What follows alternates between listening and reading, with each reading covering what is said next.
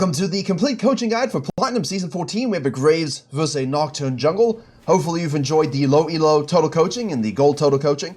Basically, we're just approaching it from a context of how must you jungle in Season 14, what's changed, what you should be focusing on, and most of the time it's don't die for grubs, but we'll see what this game holds for us.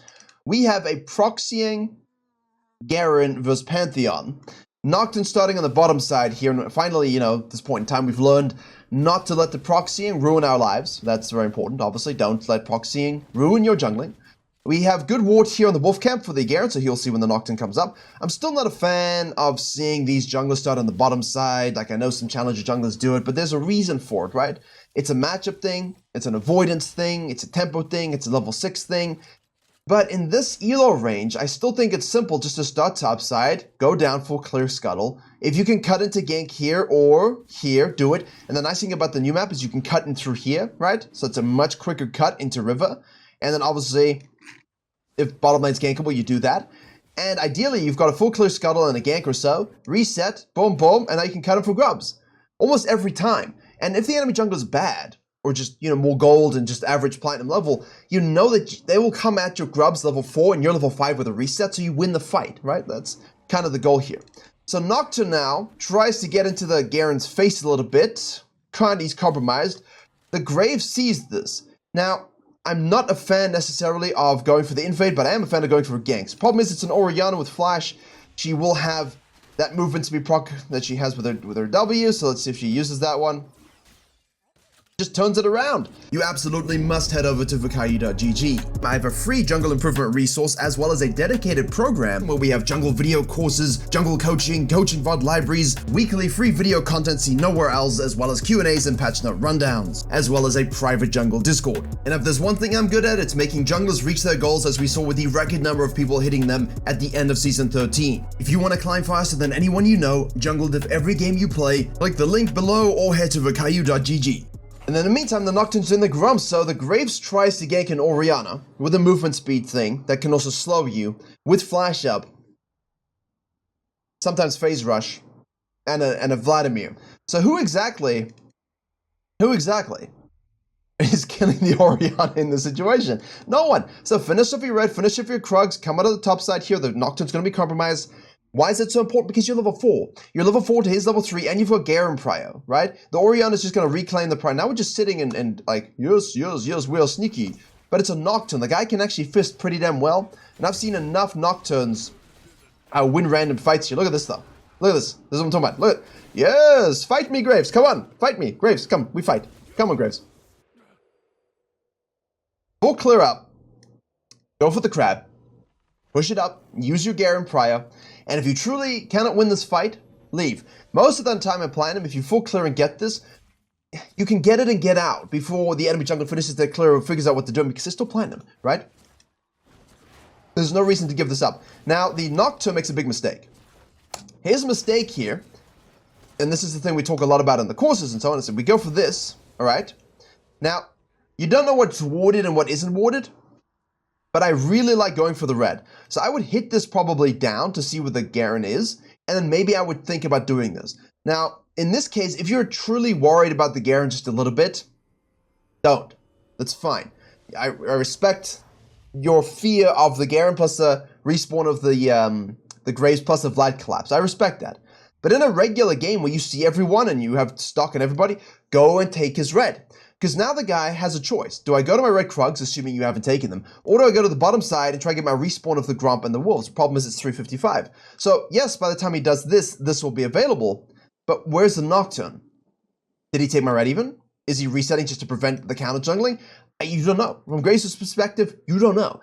So the Nocturne has all the power here. He chooses just to go back to his camps, but again, he also should have finished his camps. Like, both junglers should have full clears done, and we shouldn't be talking about what we do after this 4-minute play.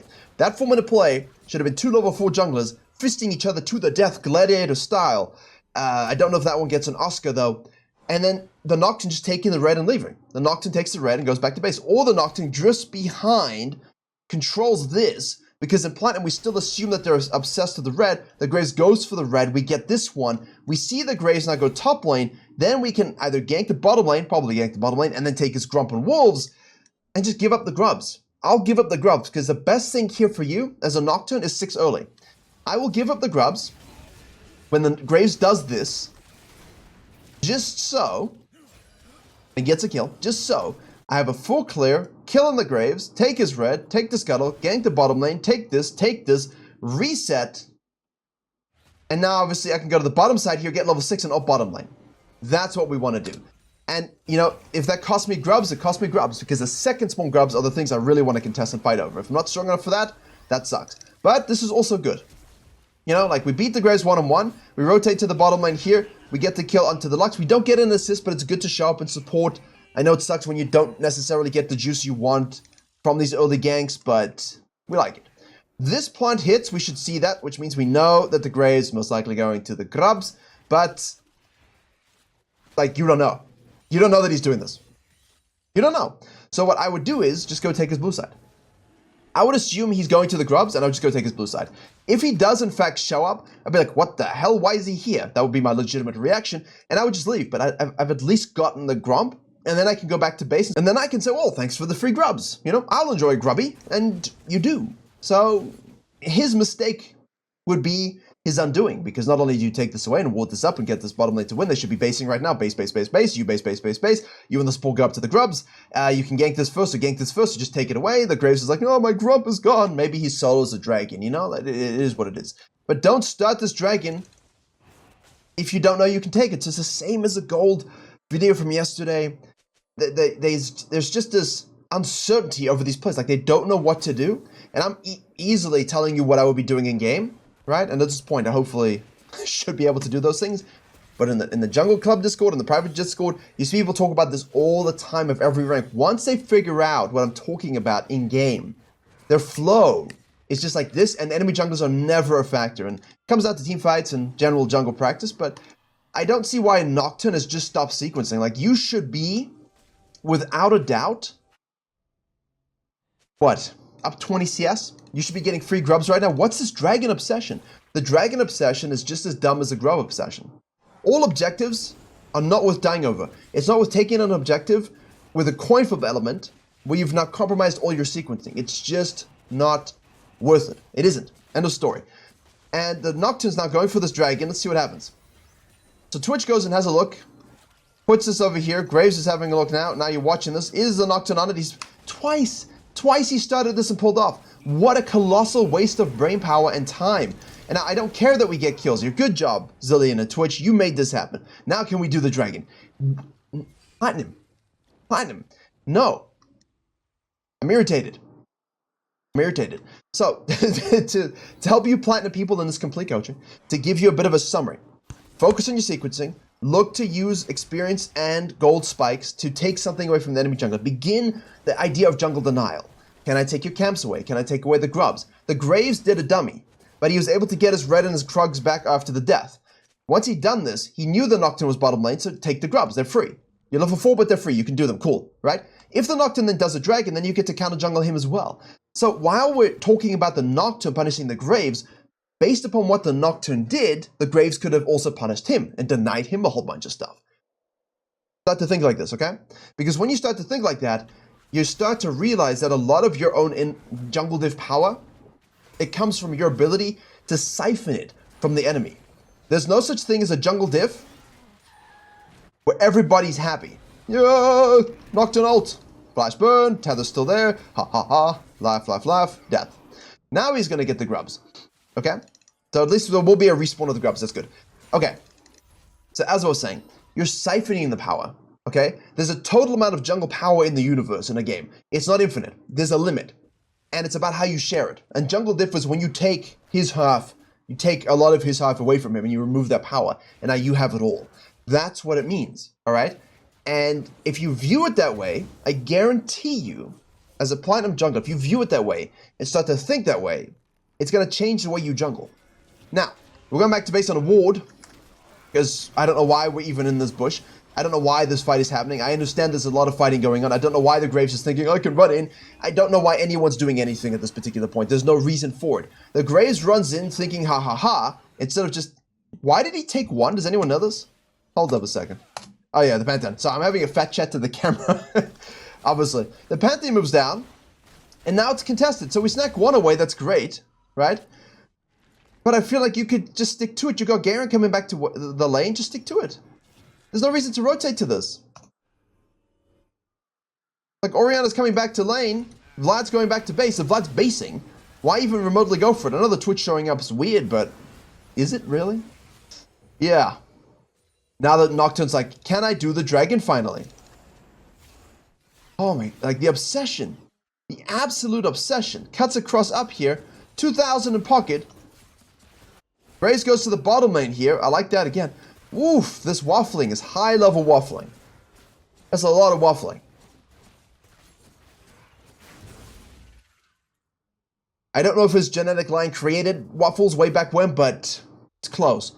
There's just no sequencing. There's no element of, hey, I'm jungling, I'm farming. He's just running around. I mean, obviously, guys, it's a Vladimir. He's got W. It's not the person I would use my ult on. I would use it on the bottom lane. The Varus has no flash. You've already burnt it. Repeat gank that sucker. Nice ult from the Graves there. We'll take that kill. Pantheon's getting some plates here, some juice. 63 CS to 58 in 11 minutes. Now, it's not horrific, but it's pretty bad. Should be a lot higher. And again, a lot of it comes from counter jungling. Yeah, messy, scrappy, pointless. Most of the time, all it took, we extrapolate a little bit of thought experiment here. Let's go through it. You full clear, kill the Graves, take his red. You do this, you do this, you do this, yes? You can go back to base. Now you can do these to protect them from counter jungling and then cut up for the grubs, or you can just go straight for the grubs yourself.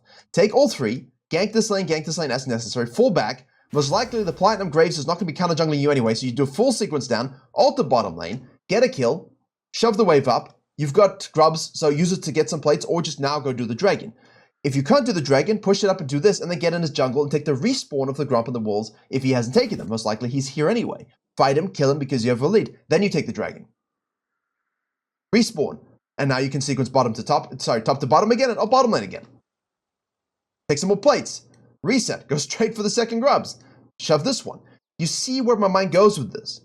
So it's better that I kind of hypothetically go through that with you because this was so scrappy. It's almost like, well, where does he change his game plan? So that's probably what the Nocturne could have done. He just chose not to focus on those things. I don't know what he focused on. Graves now is doing a bit of a sequence himself. There's an RNG scuttle on the top side. We can take that up. Graves going back to base. Orianna hits the plant.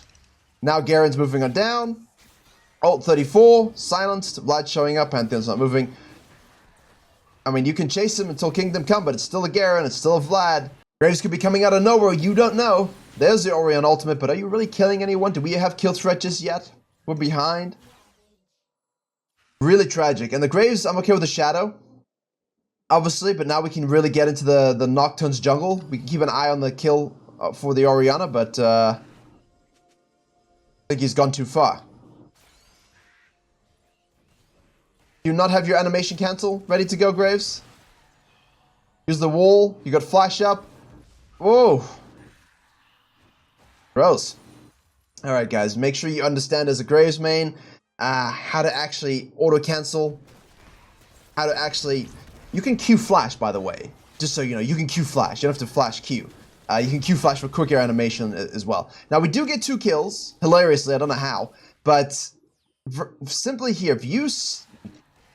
I've made a combos tips and tricks video for Graves. I'm just going to link it below. I was going to slow down and spend 10 minutes on it, but I'm not going to do that because if you're not interested in Graves, we don't want to do that. I will leave a link to the Graves tips and tricks below, and you can understand what I mean with your animation cancel, with your autos, with your Qs, with your EQs, with your Q flashes, with your flash Qs, and how you can redirect those Qs in a way as well. So I'll leave that below. Okay, let's just do that. Because that was, you could have done that very, very easily, and then shoved in plates. That's my point. Mechanically, do the play, shove in plates, get him, Nocturne follows through, you kill him again anyway, take all of his red side camps, gank the bottom lane, I'm so fed now, yay.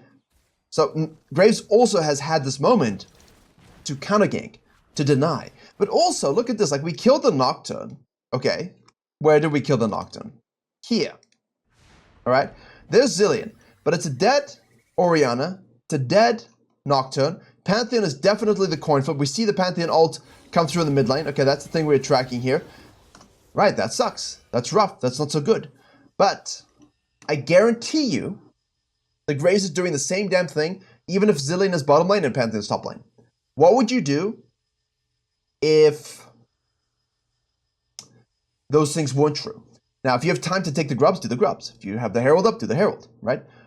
Otherwise, take his blue side. Take anything, even just a Grumpy is great. Take the Grump, maybe chill and gank this lane. But alternatively, if you did what I said, and Nocturne shows up and goes up, take his whole red side and kill the bottom lane.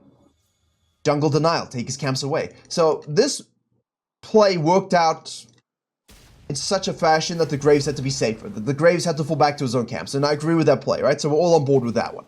But in Platinum, you still don't see enough of, hey, can I take away some camps so the Nocturne's dead? Like, all of this should be gone and you can be ganking the bottom lane. You know, Zillion's not even here, it's only Twitch.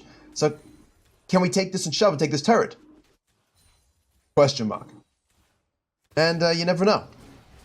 There's a lot of hypotheticals, but I think the hypotheticals are important when it comes to jungle theory and pathing because practically you're not seeing it. Go watch.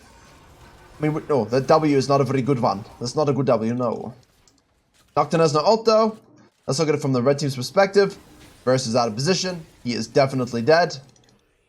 And now because we make this play slower, and because we make this play delayed, they're able to rotate and compromise, and now we actually end up losing a lot. It always adds up together. I kind of like sneaking this out though. Provided you can do it and not die. That's a very important thing. You have smite. Just kite it, smite it, and leave. If you can't, take what you can and go. Just don't die for the Raptors. But I like it. I like a little bit of thievery here. So, we get some kills. 1 grub camp to 2. Pretty pitiful. This is available. Nocturne's going to go ahead and snag the baby up. We don't have a lot of jungle denial from either team's perspective, either jungler's perspective. Okay. We miss an opportunity to really do this while the Nocturne is dead, so people die for it. Now we leave the base. And let's see what happens. I'm amazed after all of that obsession. Like here, I will push this. Like I'm pushing this with the Varus. I kill this with the Varus. And now we all go to Dragon. There's no reason to go to Dragon by yourself. Push this, take this, suck the map in, move on down, start the Dragon up. Right? No questions. Now the turret's still up, you give that safety net. Why do you give them a free safety net? Now the wave's pushed back into us. Nocturne can go ahead and do the Herald maybe. This guy starts and doesn't finish objectives a horrific amount. It's really not good. Graves is now out of position. A little bit of a Pengu. Nocturne goes mega deep.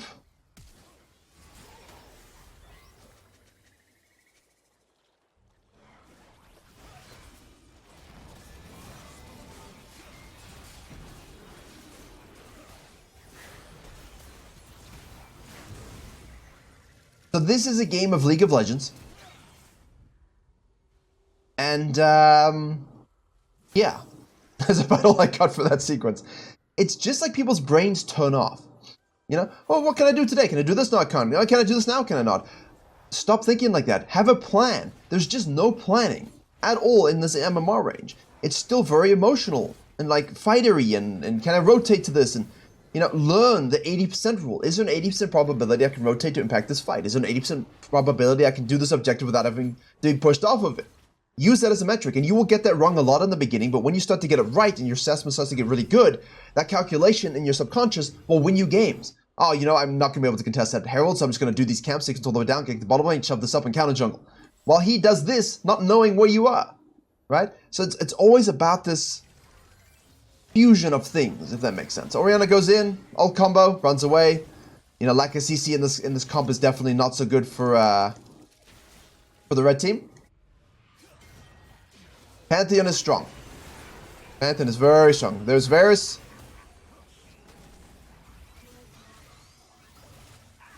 Here he goes. He actually turned it. Good. You got smite. You got smite. You got smite as well. You can use smite to slow. There you go. No, no, you saw that. There's a Nocturne ult. Oh, he's using a topside, of course. I saw on the map, and then I was just like, oh, he's going to roam in. But he actually just goes and kills his Garen. How is Garen level 11 and this far down? But like, look at how strong Nocturne is. As I said on the gameplay channel, Eclipse, good. Nice item on Hex, with Hexblade. You know, it's not something I'd necessarily always... no way. Not something I'd necessarily always go for, but... The fact that the Nocturne's only died once, as abysmal as his pathing has been, makes me happy. You know, at least there's a level of risk assessment that's good. Whereas the Graves just doesn't have that risk assessment at all. Is that a game-winning play, though? Herald? Hit it into the turret, get a shield. Plus, if you get a turret with it, you can jump into it again. She dies anyway. You've got the mites also. Graves is spawning, so we should get out of here as quickly as possible. Don't die for this one. There you go. Just leave. Take the scuttle crab. Nice. Back to base.